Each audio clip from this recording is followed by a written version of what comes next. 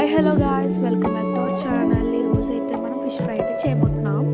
అది ఎలా చేయాలో చూద్దాం. ముందుగా మనందరికీ తెలిసినట్టుగా చేప ముక్కల్ని అయితే బాగా శుభ్రంగా కడుక్కోవాలి. నెక్స్ట్ అయితే కారం, పసుపు, ఉప్పు, ఎగ్, కార్న్ఫ్లోర్, మిరియాల పొడి, ధనియాల పొడి, జీలకర్ర పొడి వేసుకొని బాగా మిక్స్ చేసుకొని పక్కన పెట్టుకోవాలి.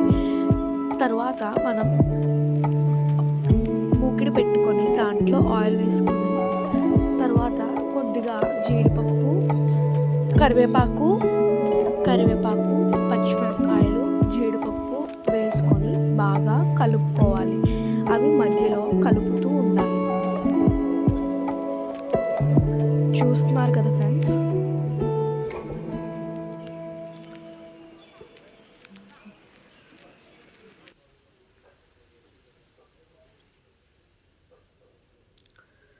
అవి ఫ్రై అయిన తర్వాత అలా సేమ్ అదే ఆయిల్ కొంచెంసేపు మరిగించాలి.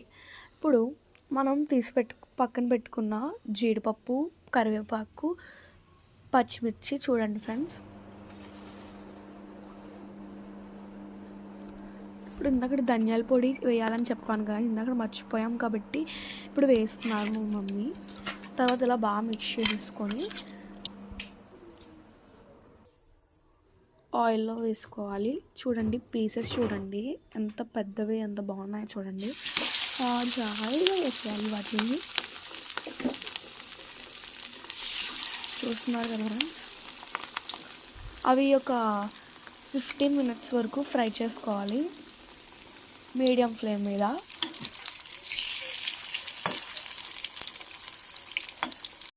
మొత్తం ఫ్రై చేసుకున్న తర్వాత ఒకటి ఏంటంటే ఫుడ్ కలర్ కూడా యాడ్ చేసుకోవచ్చు మనకు నచ్చితేనే.